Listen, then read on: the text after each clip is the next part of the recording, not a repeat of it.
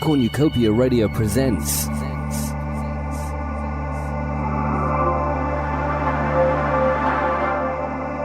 Geronimo! There were shouts of, "Police, stay still, don't move!" But the officers could hear people running, scurrying around like giant mice. It was mayhem for a while. It was a little scary. What would they find? Would there be resistance or violence? But soon the noise abated and the soothing sound of classical music came from a room in the house. Detective Constable Stephen Bentley made his way to the front living room through the hallway. Henry Todd, the brains behind the London LSD lab, loomed large like a bear. He looked menacing and defiant as two uniformed officers restrained him. Then there was Andy Monroe, Todd's LSD chemist, and Brian Cuthbertson, Todd's trusty lieutenant. Stephen and a colleague, DC Jeffrey, approached Cuthbertson. He was their arrest target as per the briefing instructions, so the officers identified themselves as detectives. He was arrested and informed there was a search warrant. Cuthbertson said, "There's a lot of you." If only he knew then what was to happen at dawn the following morning. Over 800 police officers throughout England, Wales and Scotland, together with coordinated swoops in France and Australia, executing Misuse of Drugs Act search warrants as a result of information, intelligence and evidence gathered during the Operation Julie inquiry. Cuthbertson may very well have revised his observation that there were a lot of them, if he knew what was soon to come.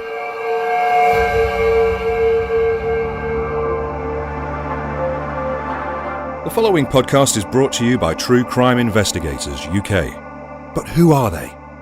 John was a police officer for 30 years, working locally and nationally as a detective.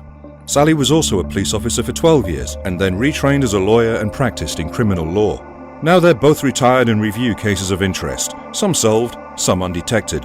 Throughout this series, they'll discuss the cases they're reviewing and interview relevant parties including police officers, suspects, witnesses, and experts.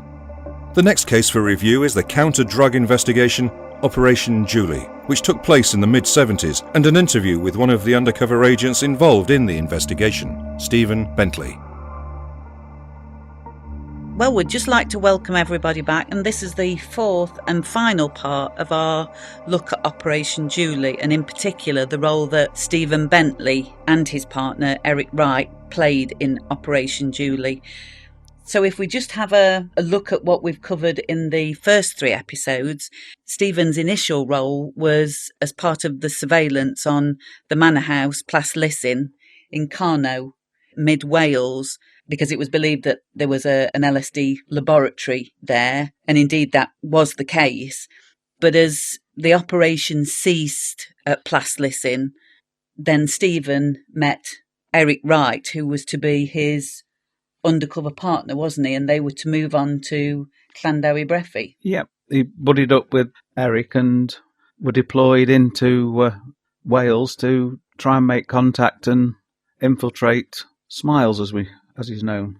That's right. We also heard about kind of a spin-off from what was happening in LLanddewi Brefi, and that was that Stephen and Eric travelled to Liverpool with one of Smiles's associates, who was referred to as Blue, and he went to Liverpool to meet Bill, a Canadian guy, and that's where we heard about that scary confrontation when Bill put two fingers to the side of Stephen's head and basically pretending to shoot him if he was if it turned out that he was a police officer, and he kind of had to talk his way out of that. And we've also spoken about the lengths that Eric and Stephen went to identify people who the senior investigating officer, Dick Lee, wanted identifying. And we heard that there was a guy called Doug that basically Dick Lee needed to know who that was and what was his role. And it came to pass that they went drinking with Smiles one day and they were joined by Doug. And in order to identify Doug under the influence of drink, Stephen, I think he describes flicking his hip and he pushed Doug through a window, didn't he? And then rang the local police and said, there's a bloke just smashed a window. And the police came down, arrested Doug, and in that way they managed to find out who he was, fingerprint photograph, and properly identify him.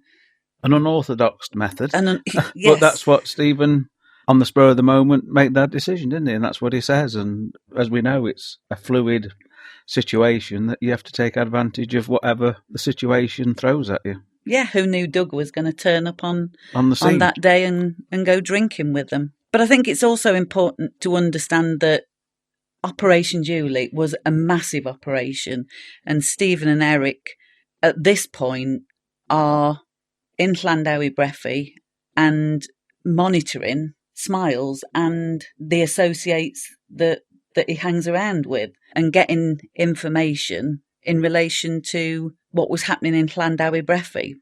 But we've got to say that Operation Julie was a much, much bigger operation. There's surveillance going off, there's other enquiries and that kind of thing. Yes, as Stephen rightly says, he and Eric played a part in I would call it a jigsaw. Yeah. It's all the pieces were out there all over the country and further than that, weren't they, all over the world, really. And it was trying to join the jigsaw together to see how the operation worked and who was involved and how to arrest them at the end of the day. And as far as the podcast is concerned, we've followed Stephen's journey through Operation Julie. But as I say, it was a much bigger operation than that which was happening in LLanddewi Brefi, wasn't it? Yeah, I mean, we're now a long time after the event, and quite a few of the other people have gone and some have died, unfortunately. But Stephen was an integral part, and that's why, thankfully, he's managed to cooperate with us to put this together, hasn't he? Yeah, and as Stephen will tell us now, a picture is slowly coming together that how Smiles dealt with drugs and distributed drugs and what other enquiries were going on in relation to that.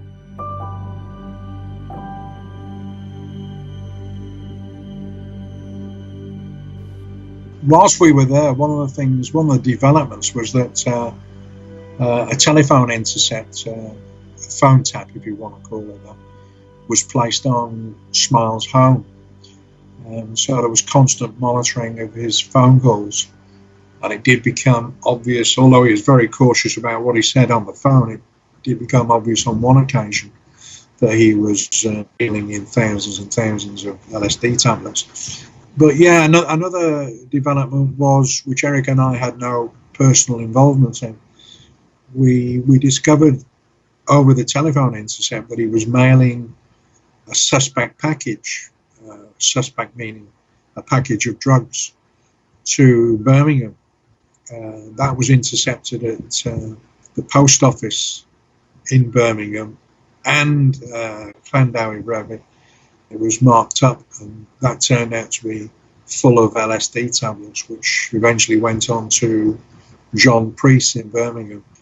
Mary, who I mentioned, Smiles' partner, Mary, John Priest was Mary's former husband and also a drug dealer in Birmingham. He received some time for being involved in the LSD distribution network when everybody was sentenced in 1978. But yeah, all these things were going on whilst Eric and I were, mingling with Smiles, and we also became aware that Dick Lee was in close liaison with Customs and the DEA, based in London, was a frequent visitor to Devizes, and we found out through Customs and the DEA that Smiles had also been paying a visit to an address in West London, trying to organise a big supply of cocaine. The story was he was supposed to be doing a swap LSD for cocaine, which again links in with the trip to Liverpool Eric and I had, and with Blue and the Canadian gangster, because at a much later stage, just before we left LLanddewi Brefi, Smiles had become aware of our involvement up in Liverpool and the cocaine deal big cocaine deal, and asked me directly if I could supply half a kilo of cocaine. So is it fair to summarise your undercover role that you greatly assisted Operation Julie by gaining the confidence of Smiles? You could report on his movements if he'd disclosed he was going away the following day. Obviously, the other surveillance and technical surveillance would have helped to confirm where he was going. So your role was sort of, as Dick Lee wanted you to do, be the eyes and ears, and report back to corroborate other intelligence that was coming in. Yeah, I like to think so. And, Dick Lee certainly always thought our time there was worthwhile.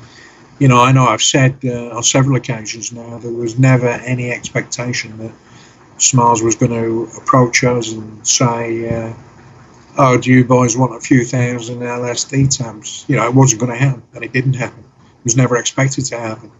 With being the eyes and ears on the ground. And of course, one crucial part was the identification of Doug, which, bearing in mind that our brief, Operation Julie brief, was to not only knock out the laboratories, but also the whole distribution network. So, Doug was one below Smiles, so that was another brick in the wall, so to speak. So yeah, it was, and there was another occasion when the Intercept picked up that he was going to meet Russ Spencerley. Russ Spencerley was one above Smiles in the distribution network, and there was a panic on because nobody could decipher the code for the pub where they were supposed to be meeting. That was eventually deciphered, and it was a pub in Lampeter. So Dick Lee asked Derek and I if we had a problem going there and seeing if Smiles met Spencerley. We said, well, it's a pub and it's in Wales, so it's our natural habitat. So we did go, but we didn't see anything at all. But on another occasion, two other members of the Operation Julie squad saw Smiles meeting up with Spencerley in a very remote pub called the Ram Inn. And on that occasion, a large plastic bag was exchanged or handed over Spencerley to Smiles, and it was many, many thousands of LSD tablets worth a hell of a lot of money. Vince Castle, a DS from Gloucestershire, was one of those on that surveillance, and he was desperately pleading with Dick Lee to go in and make a bust, because that would have been the biggest LSD drug bust in the UK ever at that particular time. I mean, it paled into insignificance later on after the major bust, when all the major conspirators were arrested and many drug seizures were made. But yeah, there was stuff going on all the time. The LSD, where was that coming from at that time? Smiles LSD was coming from, was being made in 23 Seymour Road, Hampton Wick, Greater London. And from there it was going to Leaf Fielding in Reading by way of secret drops, big holes dug in Forestry Commission land. And Brian Cuthbert's and Henry Todd was the main man at Seymour Road. Andy Munro was the chemist there.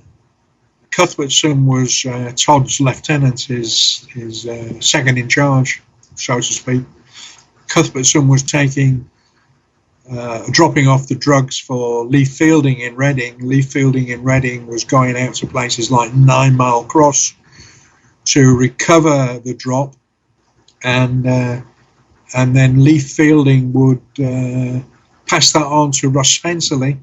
Russ Spencerley's main point of distribution was Smiles, and then from Smiles the spider of the network would creep out to people like Doug Flanagan and the two guys in Wales, McDonnell and Lockhead, who were, these, for example, McDonnell and Lockhead were knocking out thousands and thousands of tablets a week, not just throughout the UK, but also send them overseas to places like Australia. It was business. And all of this was done on trust. It was a credit basis.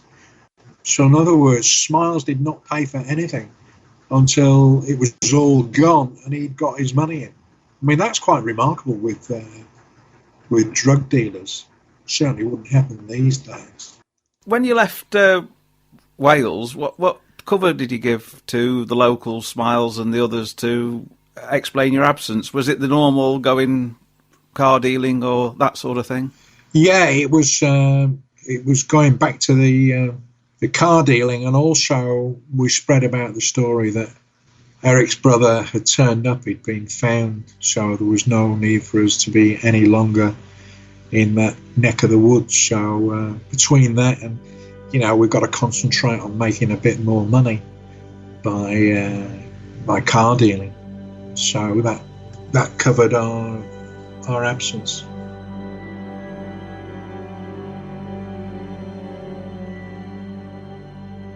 So let's just go over what we've heard so far, and that is back in the late 60s, early 70s, Henry Todd, David Solomon and Richard Kemp were involved in the first stages of LSD production. For whatever reason, those parties separated.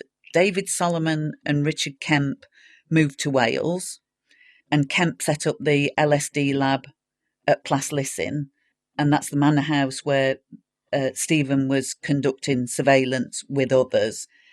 And then at some point, Henry Todd set up an LSD lab at 23 Seymour Road, Hampton Wick, London.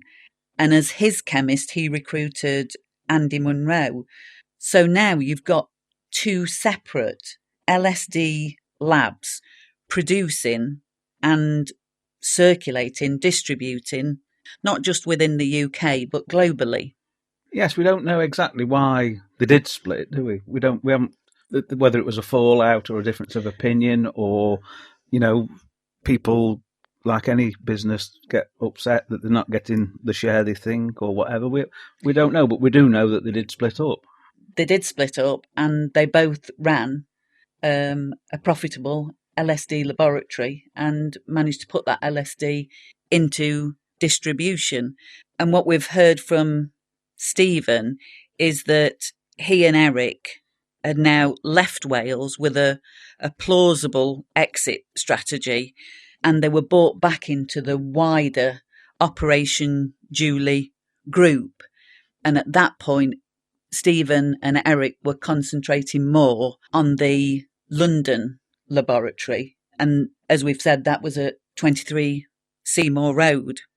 So now you've got Stephen and Eric as part of the wider squad, and that wider Operation Julie squad has been collating information, conducting other surveillance, collecting evidence, and also doing the intercepts. Then at some point, the decision has to be made.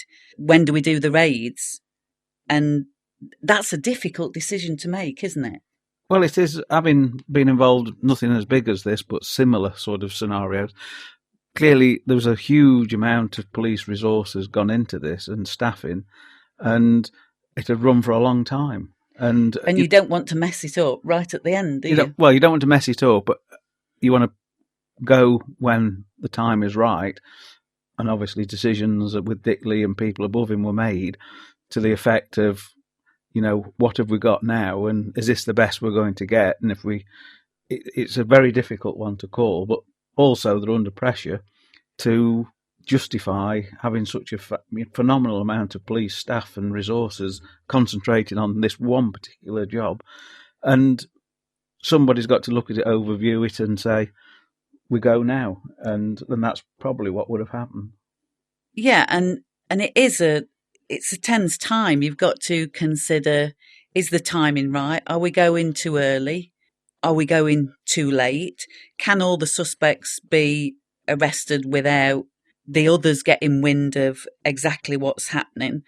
And both of us remember times when we went to briefings, no operation anywhere near as big as this, but we can remember briefings prior to the execution of warrants. And it's a time that brings, well, how would you describe it? Nerves, adrenaline, excitement, fear? Well, I've been involved in nothing as big as this. I mean, at the end, there was 800 people involved, some mostly police and other civilians like forensic people and all the rest of it.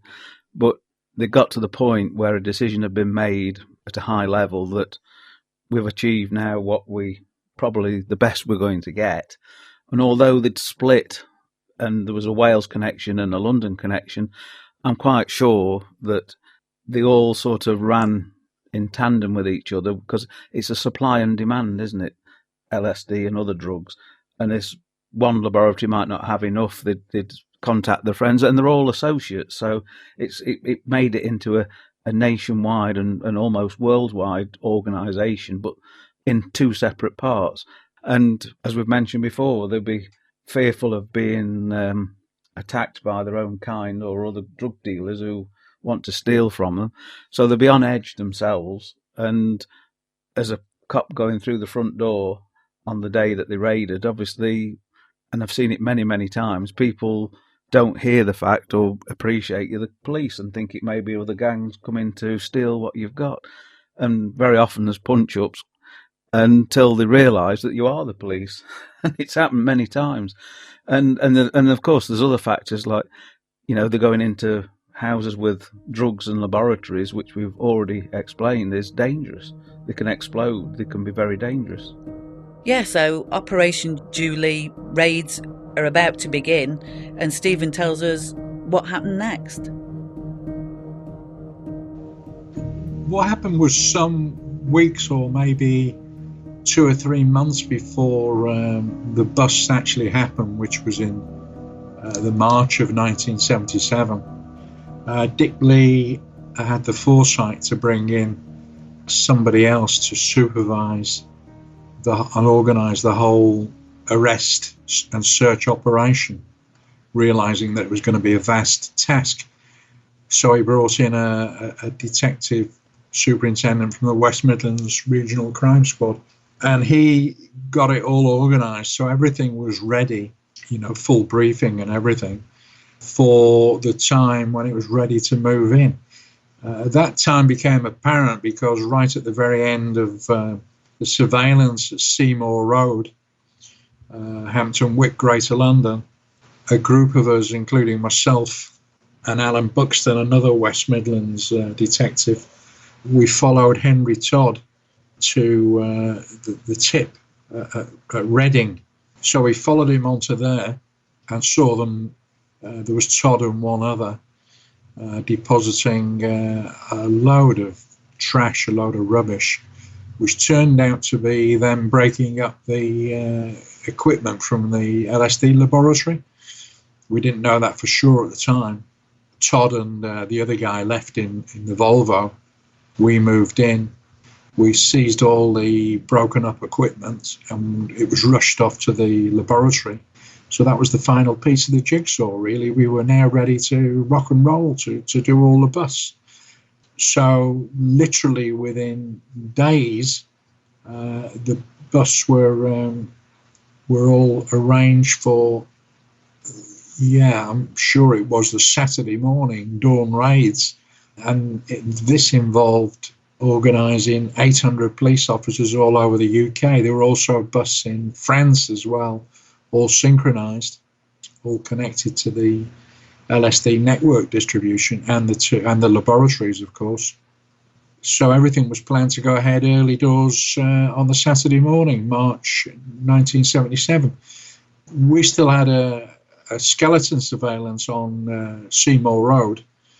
I'd already mentioned intercepts, telephone taps, and I think it was the telephone tap actually we still had on 23 Seymour Road, and we found out that the milk had been cancelled. Dick Lee quite rightly thought, oh, they're going away on holiday. As it turned out, some discreet inquiries, they planned to go away on the Saturday. So the bust of 23 Seymour Road was advanced. And Eric Wright, my undercover buddy, and I were fortunate enough to be chosen for the team that was going to raid 23 Seymour Road. So all that was arranged rather hastily because it was brought forward, as I say. Once we'd had the briefing, then we got into position, and a bunch of us scaled the wall, went round to the back of the house, including myself and Eric. one of the team had a pickaxe handle or whatever it was, ready to use force to get in the premises quickly. He smashed the French windows. And I distinctly remember Eric shouting at the time as we went in, Geronimo. He's always denied that, but I saw his lips move and I know he said it. But, the adrenaline was very high. So we went in and there was a lot of panic going on, apart from the sound of classical piano music from somewhere in the house. It was a big, big house. First thing I remember, because we all had our specific briefs, and I was briefed to arrest Brian Cuthbertson, Henry Todd's right-hand man, with another West Midlands detective. So as we were looking to see where Brian Cuthbertson was, we saw Henry Todd in the hallway being held back by a couple of our colleagues. And my goodness, he was a big guy, and we'd been briefed at the LLanddewi briefing by Dick Lee that it was suspected that he could be violent, and he certainly had that look about him. I think that if it had been one or two officers, I think he might have given it a go. He was a big guy, a rugby player, played for London Scottish. He saw sense and saw the numbers involved. I think there was about 20 of us that raided 23 Seymour Road. So we went in through to another room, and actually it was Brian Cuthbertson that was playing the piano. And he was there with his good lady. And anyway, we arrested him, found a small amount of cocaine, which of course he denied that it was his. Long story short, we arrested him and took him to Swindon police station. And so by the time we woke up the following morning, it was, all of the 800 coppers all over the UK, England, Wales, Scotland. The raids in France had been done. Raids had been done in countries like Australia that were all connected. It was all times simultaneously. So it was just, when I say it was a hive of activity, Swindon police station, that's an understatement. It was just unbelievable. I mean, the cells were chock-a-block full. I mean, all the lesser people were carted off, to local police stations, people not seriously involved at the top or in the, the top end of the distribution network or the manufacture of the LSD. But, all the main conspirators were all locked up at Swindon. So it was an organised chaos, and it was organised. It was absolutely fantastically well organised. So we kind of had a breather. Everybody, the whole team had a breather on the Saturday. And then it was briefing time again later on the Saturday. And Dick Lee had allocated his investigation teams. I was teamed up with Martin Pritchard, now sadly no longer with us. Martin was one of the other undercover officers on Operation Julie. And Martin and I were tasked to talk to Lee Fielding. He was one of the main distributors, and obviously everybody else had their own people. For example, Dick Lee and Peter Spencer, they were tasked to interview Richard Kemp. Anyway, we got on with interviewing Lee Fielding eventually, and I think this was the situation with most of them. They realised that there was just such a massive incriminating evidence, obviously gathered over, almost 2 years. Well over a year anyway. Such a massive incriminating evidence. They started folding one by one. And eventually Leaf started telling us his part of in the whole distribution network, and eventually took us to some big holes dug in the grounds, like drops in the Forestry Commission then. The first day we interviewed him, we recovered one hell of a lot, hundreds of thousands of LSD tablets worth goodness knows how much. More and more stashes of LSD were being uncovered in the ground and found in various places. The biggest seizure of all was some time later, actually, well after the arrest, when Richard Kemp's cottage in Wales, the stone floor was dug up. There was a hell of a lot of pure LSD, crystal found there. And that alone was worth, by the prices in those days, was worth about £7.6 million. So I think then what really brought things home to all of us was, the media. All I could describe it as is a media frenzy. BBC, ITV, all the major news people were there. Fleet Street sent down its finest, including, editors, as well as the chief crime reporters. We had everybody there from every major newspaper, and broadsheets and the red tops as well included. It was just crazy. BBC did a special Operation Julie news bulletin, and it started at, as I say, I think it was 9. And it went on till 10 p.m. It was it was about 5 minutes ordinary news, politics, and all this, that, and the other, and the rest of it was Operation Julie. It was just phenomenal. It was phenomenal. Memories that will always stick with me. And the press conferences after were, the 25-person original Julie squad were present. Those were happening nearly every day. It was just unbelievable days.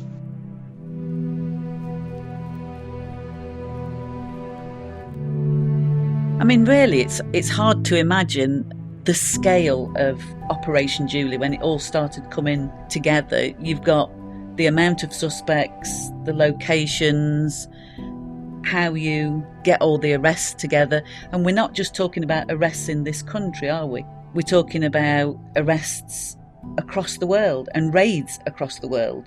Yeah, I mean, people, I'm sure, are aware that individual forces generally are individual council areas. So, Nottinghamshire Police is Nottinghamshire County. And then the bigger forces like the Metropolitan Police and West Yorkshire and Greater Manchester and all that are amalgamated over the years into massive big police forces. But individual forces still operate as individual entities, really.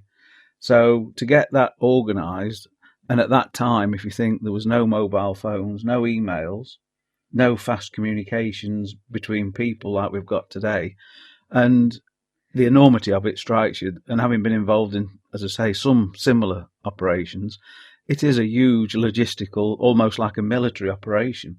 And to get staff to go across the country around about that time was what they call regional crime squads were formed, which were units of officers ganged together, if you like, and came together in regional hubs so that they could have the time and the freedom to go across the country to sort of other forces and help out. So that's what would have happened there. A lot of the staff would have been regional officers who were brought together for that reason.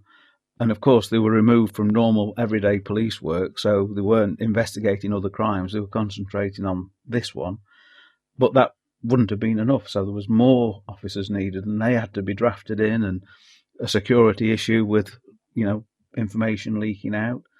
The civilian side, the scenes of crime officers, the laboratory staff, absolutely incredible. And, it was, all credit to them, a fantastic operation. Yeah, and like you say, it's not just your frontline staff, your officers, your raiding parties and that kind of thing. It's all what goes on behind the scenes that Joe Public never gets to see. The forensics and all that kind of thing. Very time consuming, very work intensive. So you might think you know how big Operation Julie was, but tenfold is actually probably what it was like. I mean, simple things like where you're going to take the prisoners to and how many cell staff you're going to have, how you're going to feed all these officers and look after them because they'll be there from morning till night or even for days on end. Take away the actual raiding through the front door and doing the job. There's the back office and the back of the production is huge. And then you've got all this media coverage. On one hand, you're having to deal with a very in-depth, complicated drugs operation. And on the other hand, you're having to deal with the media. You're having to deal with the press, the television, and anybody else who's got an interest in what you're doing. I mean, it must have been something of a whirlwind that you caught up in. And I think that's certainly Stephen's view on it, because he described it as a media frenzy, didn't he? I mean, it would have been the news of the day, and I can't think of, since then, many operations that have used so many people on a massive scale across the world as well. So you've got that, that's another aspect. You've got a foreign country to negotiate with to get staff to do these things, and different laws, isn't there? Yeah. What's law Jurisdictions. What's law in France, and their procedure is totally different than the UK. And then the media on top. Hence why today most police forces have media sections that deal with that, don't they? Yeah, they do, particularly just to deal with press and TV, and these days that they didn't have during the time of Operation Julie, social media, which is a whole new bag on its own, isn't it? I mean, the staff who were dealing with the prisoners and all the logistics of it and all the management of it, making decisions of what's going to happen, where and when, and being available, like everything. It's all fluid, isn't it? You're finding things, and things are happening that you didn't plan for. So you've got to have somebody in command making decisions. And the last thing you want is being swamped by media people who are also wanting to know what's happening. So it would have been quite confused, I would have thought, for a day or so, till the dust settled and you could see what were happening. But to put Operation Julie into context, we're still talking about it all these years later, aren't we? Oh yes, I mean it was the benchmark, I think, for major police type inquiries involving, which is the theme of what we've done, highlighting the undercover role of Steve Bentley and Eric, and the size now incidents in the world, terrorism involving national and international inquiries going on. It was one of the first of any scale that I can think of. So let's think about the main players and what happened to them after those raids. And did Stephen ever see Smiles again?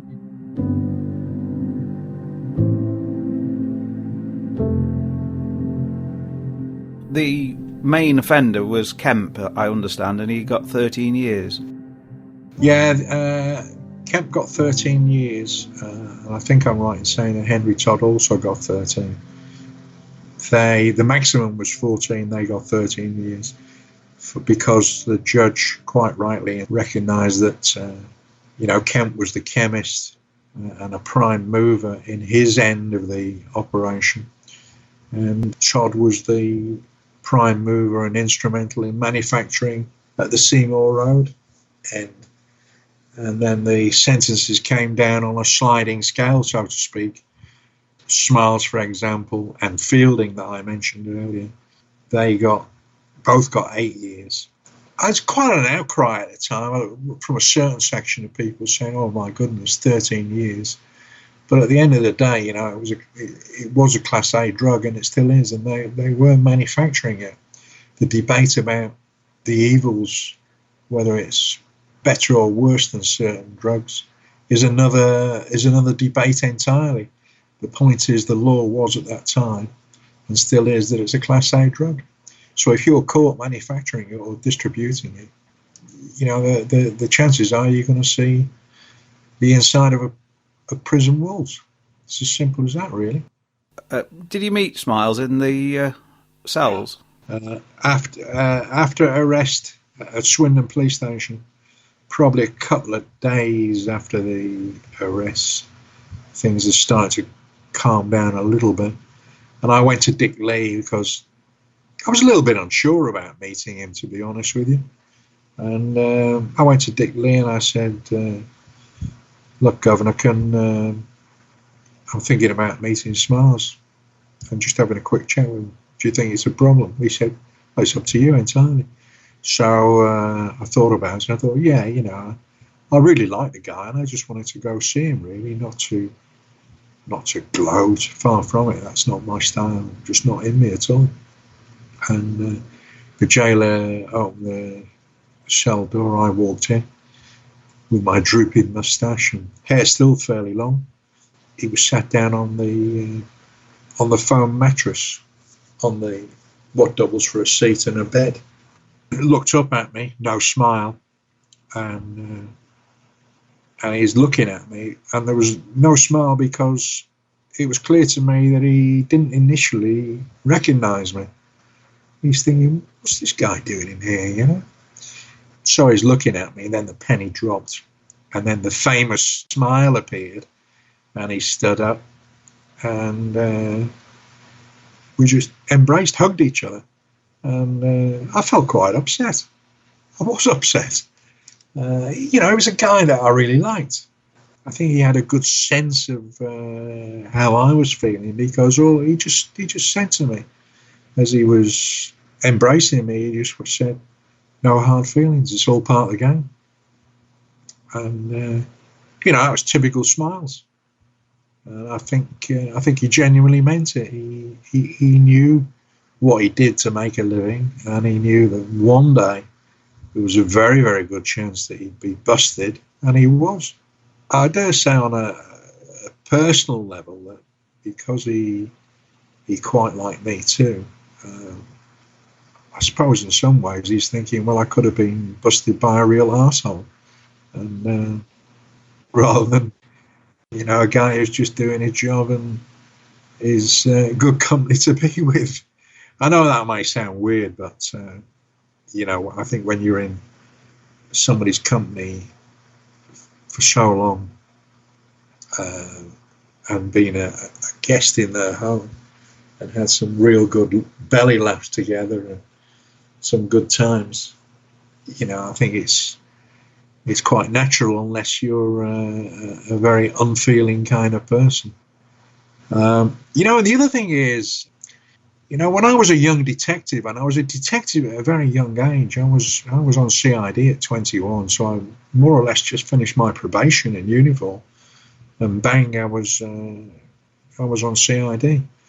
So at the time I'm with Smiles and Operation Julie, I'm 29, 30. So I've been on CID, detective duties for some time. And something that I always believed and still believe, that there's a very thin dividing line between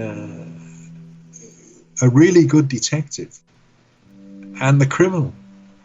Because to be a really good detective, you have to think a lot like a criminal. You can't think, as a detective, you can't think like a parish priest or a headmaster or headmistress. You have to have a certain head for it. And the undercover role is kind of an extension of that. It's magnified, and of course you let off the leash. The leash being normal CID duties, carrying the warrant card and going home at night, etc., etc. So you let off the leash. The only discipline really is your own self-discipline.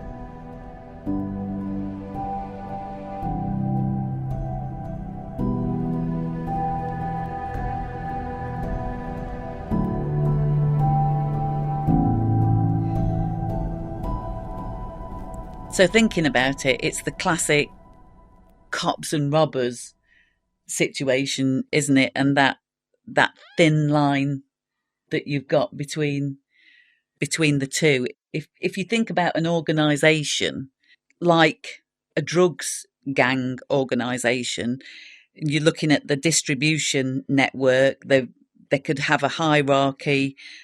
They could be organised.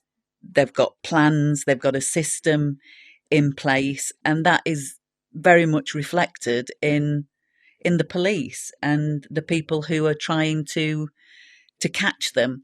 And when you think about it like that, the cops and the robbers, the cops doing their job, the bad guys doing their job, then in the case of Operation Julie, and in particular Stephen, you then have to bring in that human element, don't you? Because on a day-to-day basis, they weren't foes, they were friends.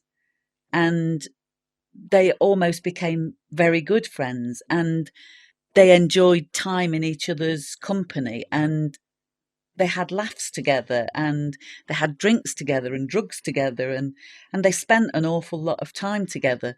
So as much as they were on opposite sides of the fence, as far as their activities are concerned, their actual day-to-day engagement was pretty much the same. They were mates. I don't know how Stephen would have felt.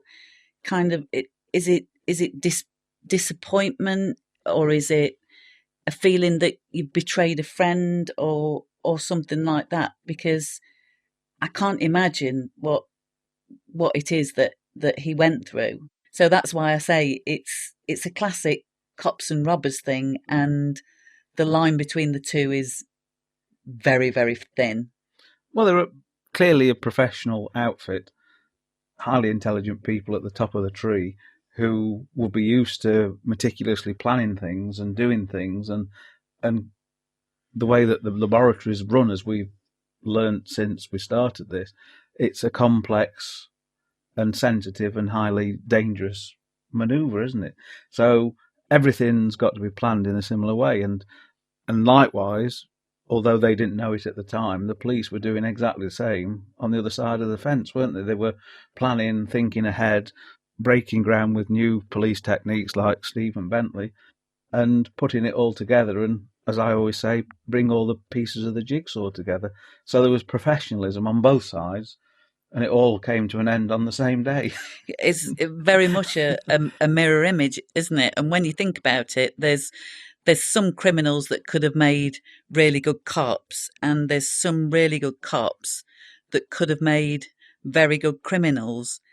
And I think both of us can think of examples where the crossovers happened. Yeah, sadly that has happened, hasn't it? There is very good cops that have made very good criminals, and that's life. Unfortunately, that's what happens, and in all walks of life. And the espionage world, we've mentioned that exactly the same thing. People work for the other side. People are bought, aren't they? Corruption with huge amounts of money. Dangle the carrot, and perhaps you'll get somebody to take it. But as we know, those people are rooted out as quick as possible, and although we don't catch them all, most of them are caught in the end of the day. And that's exactly what happens on their side. People decide that they don't like what they're doing and go and tell the police what's going off. It's cat and mouse, isn't it? The grass is always greener. Yeah, and sometimes the mouse is bigger than the cat. After the dust settled on Operation Julie and you had to return to your force, what actually happened? Well, it was a vast disappointment. I returned to my force, and somebody in their wisdom decided to post me on CID to a little place called Tadley, north of Basingstoke, between Basingstoke and Reading. Well, John, there was nothing going on there. It was, a few bikes being stolen, a few meters being broken into. So these days were so far removed from my roots in Merseyside and my earlier CID training and upbringing and experience. And of course, far removed from LLanddewi Brefi and having been undercover and then to be posted on CID to Tadley was a nightmare. It was a disaster.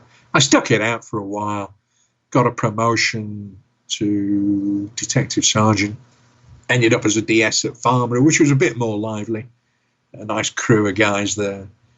I got my promotion, and as time went by, people were resigning. Operation Julie people were resigning. Eric resigned from the force. Dick Lee resigned. And I really couldn't settle down. Really, really badly could not settle down. And to be frank with you, I think I had, well, I definitely had a bit of a drinking problem at that time. A legacy, I think, from Operation Julie were, drinking a hell of a lot of booze as well as doing drugs was part of the normal day, really. And I fell into a depression, and then I had marital problems. So that, on top of all the other things, fell into a real depression. In the end, I kind of didn't seem to be getting anywhere or any help from anybody, and I was off sick for a while with diagnosed with clinical depression, and I thought, no, I'm not having this. To think about the way people were treated by the police, but it happened, and it happened to me. I was disgusted, so in the end I went, I'm not having it. So I packed in, I resigned. You mentioned the other people who resigned, Dick Lee and the others. Were they in a similar position to yourself? They were disgusted. But Dick Lee certainly was. Martin Pritchard also resigned. He went back to uniform. Dick Lee was posted to uniform trafficker somewhere in Thames Valley. I mean, it was just a disgrace. Most of us wanted it all to carry on, and it should have been some form of inaugural national drug squad.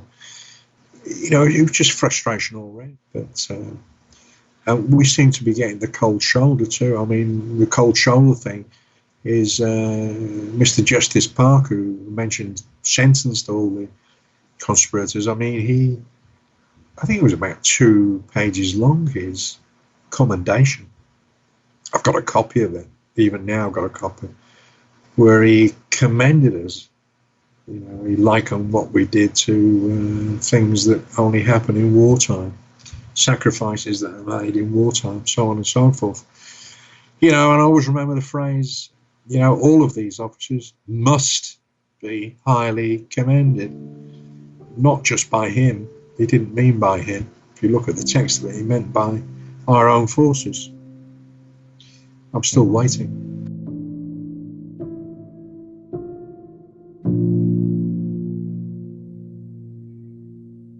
So knowing how Stephen and others from Operation Julie were treated when they got back to their force, what are your thoughts on that?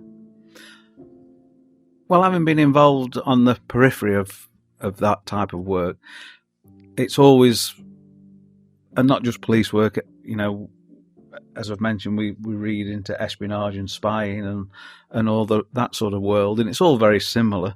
But at some stage, obviously, it all comes to an end, doesn't it? The operation comes to a conclusion. And I'm sure that Dick Lee and others and Stephen thought that they'd got a template, really, of a national and international drugs unit, which was ready-made, if you like, because they've got the experience, the practice and the wherewithal of putting that sort of operation together.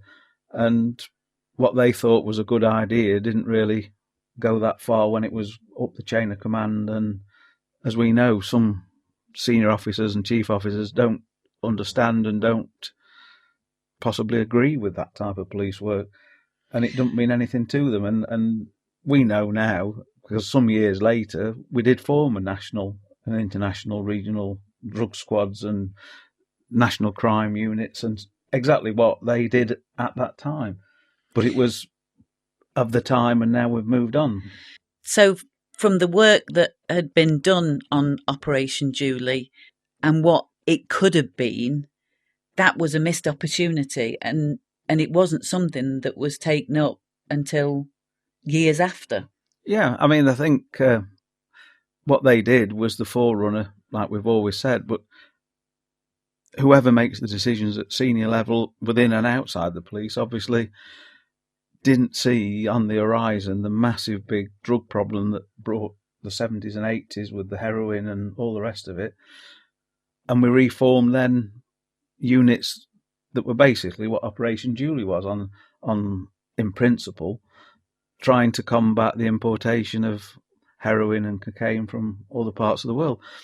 And it's not uncommon. I've seen it so many times. Then you start from zero again and have to build up staffing, experience, and gain experience when we already had it. And I think that was why Stephen, Dickley and others left, because they couldn't believe that all their efforts weren't really appreciated.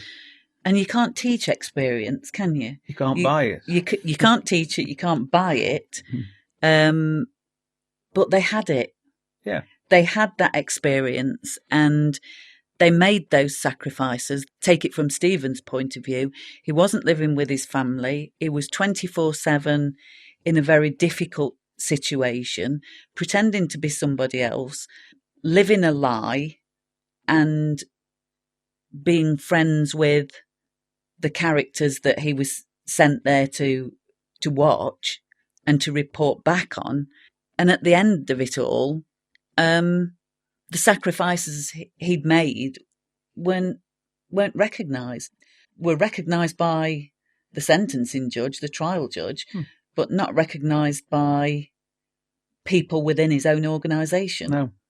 And the fact that he was affected by his undercover role and suffering from what we now know as some form of mental illness or post-traumatic stress. He clearly was alcoholic with his associations of his work with Smiles and others. And, at that time, I don't think it was recognised like it is today in many walks of life, the military as well. So today there is better safeguards. They obviously try and bring them out of playing the role and do something for them, but it's never perfect. No, and you can't, double negative here, you can't not be affected by the situation that you're in, can you? Because, like I've said, you live in 24/7 as somebody else, as a completely different character, but in the same way, you're still trying to be that police officer. You're still trying to do that job, living two lives, making the sacrifices that you've made, and then being treated in the way that you were treated once Operation Julie was over and done with. It's just not fair. No, I mean, and Stephen suffered for a long time, and as we know, he managed to turn his life around in the end. But it took a long time, and he lost the career he actually loved, wasn't it? Being a police officer and doing this type of work or helping to set this type of operation up. But the more history you read, and as something just sprung to my mind, I mean, I remember seeing documentaries on people in the war, fighter pilots and all the rest, and the worst day of their life was the fact that the war ended, because they loved what they did and got adrenaline rush doing what they were doing. And I think that's what happened to Stephen, isn't it? He loved what he did, and it had to come to an end. It had to come to an end, yeah. Yeah, you're right. But to understand more about what happened when he did return back to his force, we asked his colleague Eddie Reid, didn't we? And it's Eddie that we spoke to in the last episode. And this is what he had to say. I think we're aware, and Stephen says himself, that when he returned from Operation Julie, it had a big effect on his well-being, and he couldn't really cope with back in the everyday police work, could he? No, that is one thing that surprised me, that what he had been through, he received virtually no support whatsoever from the force.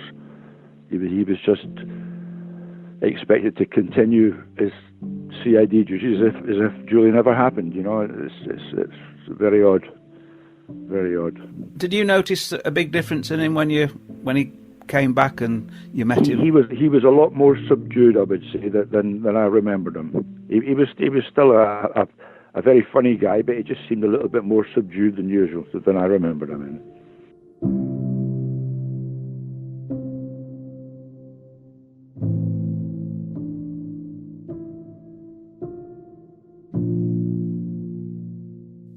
Stephen, you mentioned after Operation Julie you went back to day-to-day police work. That's probably the easiest way of explaining it, and suffered various ill health problems that resulted in you leaving the police force. What actually did you do when you walked out that day from the police and never to return? Well, for a few months I didn't do anything. I couldn't get any work, so I was unemployed. But eventually, I found a job in sales, in selling, double glazing of all things initially. But I stayed in sales and eventually evolved into a sales manager selling much higher class products than double glazing. And that lasted for 10 years until a big recession, 1989, 1990, which affected the building industry, which I was part of at that particular time. So that was the end of that job. So I ended up driving big trucks for a couple of years. And then having recharged my battery driving up and down the motorways of the United Kingdom, I reverted to my law background and studied law at university in London and eventually qualified as a barrister, having attended the Inns of Court School of Law in London, and then managed to get myself a pupil barrister, pupillage as they call it, in London Chambers. And then I practiced criminal law, mainly criminal law, for 14 years, mainly in London, but sometimes out in the provinces, including Sheffield, which you guys know very well, and I love my time in Sheffield, really enjoyed it up there. So yeah, that's basically what I did after leaving the police force in 1980. And now you're an accomplished author.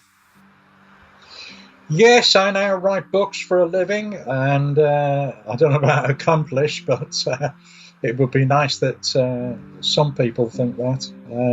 Yeah, I write books for a living. I've got quite a few books to my name now, and intend to write a few more. I enjoy writing.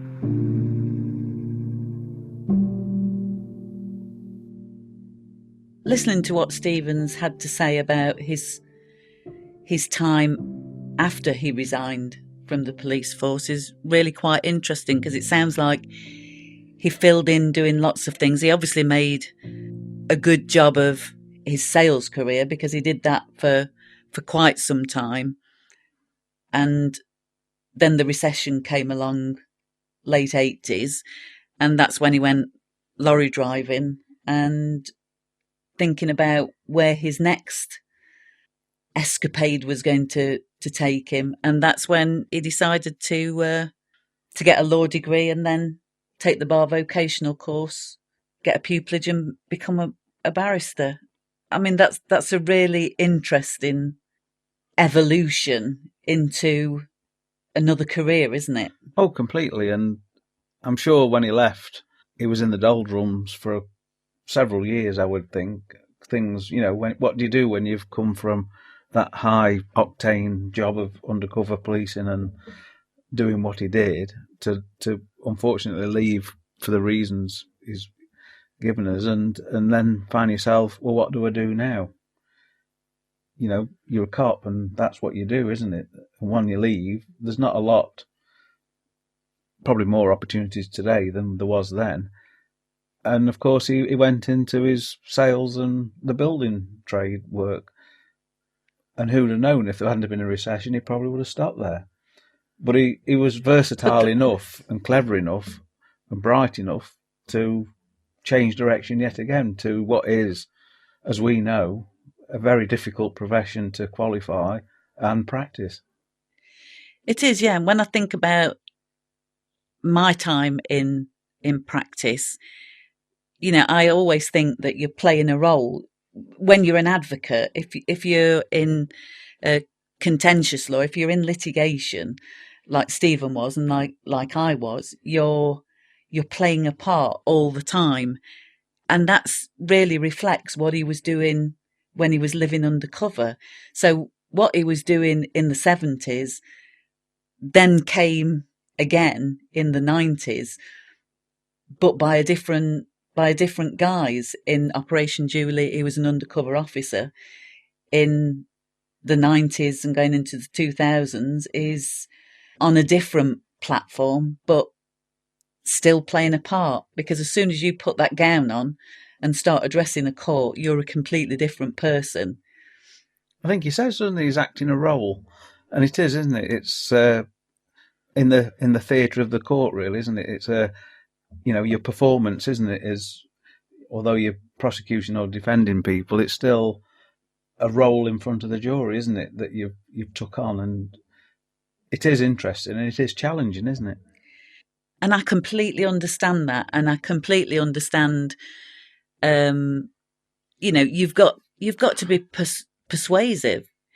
If you're whichever side you're on, whether you're on prosecution or defence, you have to convince the court, whether that be a magistrate's court, a county court, a Crown Court, a High Court, any of the appeal courts in the land, you are there to persuade those listening to you into a course of action. You're bringing them to your side so that they listen to you and they respond to you in the way that you want them to respond. And that's an act. It is. And clearly he did it for, was it 14 years? Yes, yeah. 14 years. I mean, and that's after qualifying, isn't it? Operational work, so to speak, I think. So it was... Yeah, you've got 3 years of your law degree, then you've got a year bar vocational course, and then he would have done his pupillage. Which is like his apprenticeship, isn't it? Which is like his apprenticeship. And in those days, most pupillages were unfunded. And so he was doing a job and potentially, I don't know what it was like in his chambers, but potentially not getting any money for it. Or very little. Or very little. Expenses, probably. So I'm pleased that he started off in a job that he clearly loved and enjoyed. And then he went on to Operation Julie, and that was the catalyst for a whole change in his life. But when he left the police, he found one career that presumably he enjoyed and he stuck with for quite some time. And then he was, I suppose, with the recession, forced into a change. And of course he was older by that time. And you start to think, what else can I do? And I'm pleased that he took the road that he did, because he clearly enjoyed being a barrister. And then that's taken him on to be able to do the writing that he now does, and be very good at what he does. And starting to be very successful. Because Stephen's story could have gone one way or the other. Unfortunately, he's now doing what he loves to do, which is writing. He's living out in the Philippines, and we know from talking to him, he enjoys life.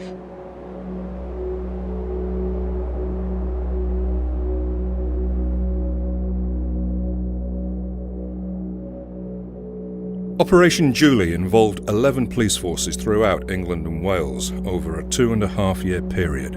It resulted in the breakup of one of the largest LSD manufacturing operations in the world, with the discovery of 2 LSD laboratories, one in Carno, mid-Wales, and the other in Hampton Wick. It culminated in 1977 with initial seizures of enough LSD to make 6.5 million tablets. In today's money, the drugs seized by the Julie squad would be worth some £626 million.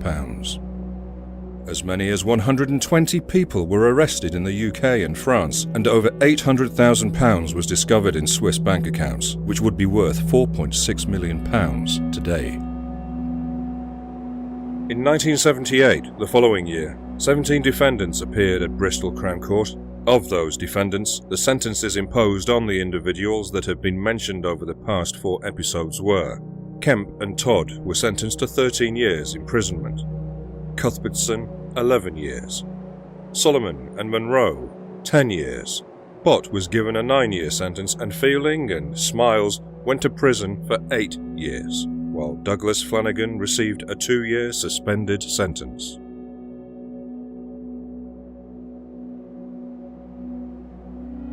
It's been interesting doing these 4 episodes on Operation Julie, hasn't it? If you remember, right in the very beginning, we thought we were going to do just 1 episode for this podcast, but it was so interesting and so compelling that we just had to keep talking to Stephen and doing more and more research, didn't we? He's a barrister. So what does he do for a living? He He talks. talks. And of course, the more questions we asked, the more he gave us and the more leads and directions to go in. So what we thought would be a lot less of a commitment and time and producing the podcast, we've had to condense it down to what we've got, haven't we? Because Stephen just likes talking about it. And there's a lot to talk about. And huge amount. I have to say, I've learnt quite a lot. How things were conducted in the 1970s, the whole undercover operation. And when you think about how undercover policing's done these days, it just shows you that Operation Julie was probably the bedrock or the foundation of all of those future undercover policing operations.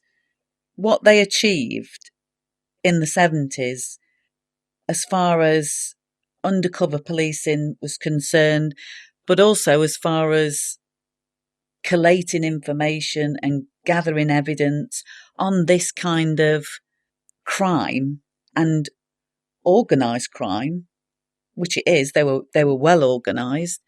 I think the achievement that everybody involved in Operation Julie made will resonate even today, and I think they should be congratulated for their efforts all those years ago and creating the foundation for all those undercover operations that have happened since.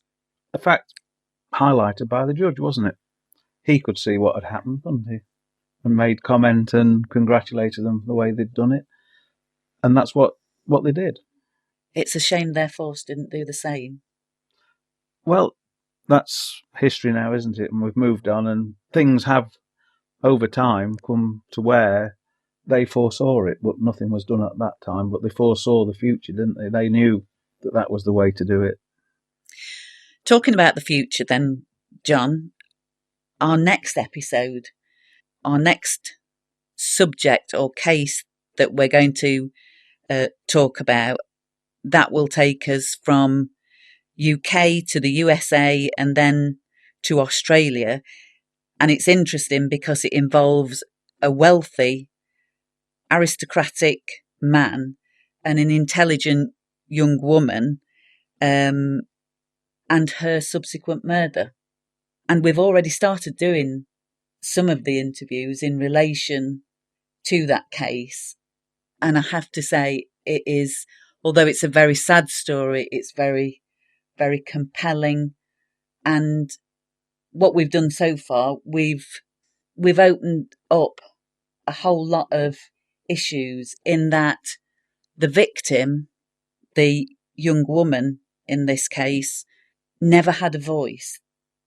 Because she was the victim, she never had a voice. And what came out in a trial was what other people said about her, whether that be right or wrong. And what I feel like we're going to do in this next podcast is give her that voice that she's never had. And I think that will be really, really interesting. And the main thing I'm fascinated by is your favourite film, Brief Encounter. Yeah, I can't say that I've ever thought about this case as in a line with Brief Encounter. But yeah, you're absolutely right. In Brief Encounter, had a chance meeting, just a chance meeting, a brief encounter, and their lives changed. And that's exactly the same in this case.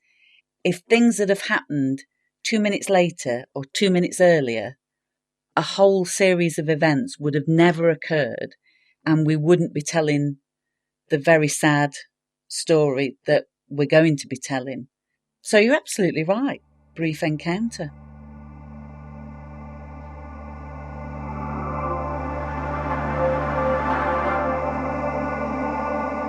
Well, we hope you've enjoyed listening to the past 4 episodes and our interviews that we've had with Stephen Bentley and about his part in Operation Julie.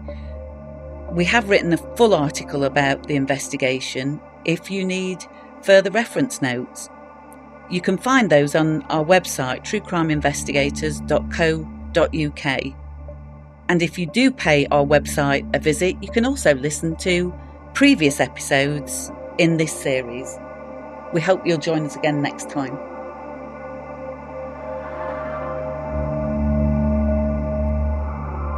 Thank you for taking the time to listen to the True Crime Investigators UK podcast.